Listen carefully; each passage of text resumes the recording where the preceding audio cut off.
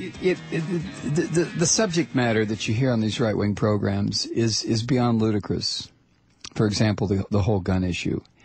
You hear this over and over and over again, and you've been hearing it if you go to these sewers and listen to this stuff, or their sewer-like websites. You know, the Democrats, the liberals are going to take your guns, yada, yada, yada. In the meantime, Congress keeps passing and various presidents keep signing laws to expand the area in which loaded guns can be taken. The most recent is national parks. You can take your gun to a church. You can take it to a school. You can take it to a college graduation. You can, and the ability to take a loaded weapon to places like this is celebrated by these right-wing crazies on the one hand, and on the other, they constantly bitch and complain and moan and tell you that the government is coming to get your guns. Now, a borderline psychopath like this guy today, or like the guy who shot the physician, Dr. Tiller, or like the skinhead Nazi vermin who infest this society, or the right-wing church liars who are constantly milking the terminally stupid of their own souls on a daily basis. All of these people taken together, how many folks in that group? And it's a vast group.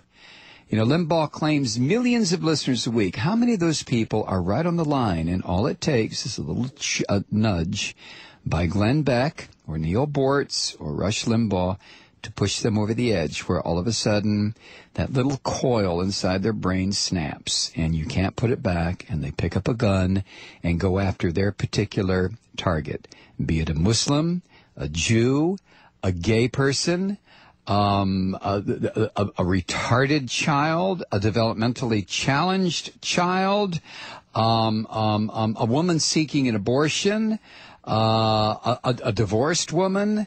The list goes on and on and on and on. And the pigs in talk radio understand this. They know this. This is what they play into. There was a convocation in New York, I guess, a couple of days ago, last week, hosted by this Talkers Magazine rag. And there were 2 or 3 liberals, the only 2 or 3 left remaining. I was invited to it and more or less told them to go stick it where the sun doesn't shine. I don't hang out with vermin like that. But I think Stephanie went, I think Hartman went, I think a couple other people on the non-right-wing side went. I don't know what the attendance was. But if you did like I did, went to the website, Talkers Magazine, and see who was coming to this thing and look at the daily schedule, it read like a list of SS officers in the 30s. There they were. And that's what Talkers Magazine is. It's a focal point for these people. When they have these conventions, the last one I went to, which was about 7 years ago, I almost ripped Michael Medved's goddamn head off. He got me so angry. Sitting on a panel with these swine. And that was 6 years ago. So it's just an unendless stream of poison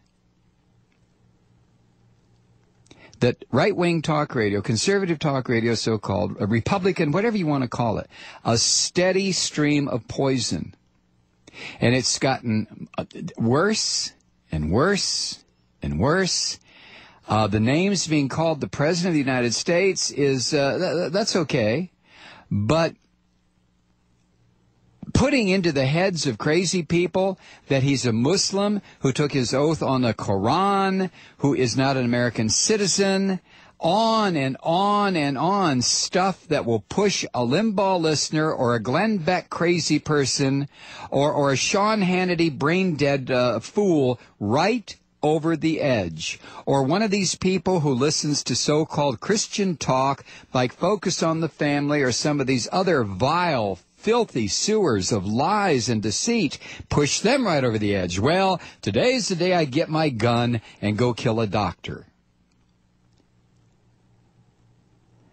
This is not political dissent these people are talking about. This is not a difference in opinion on how to govern the country. This is poison.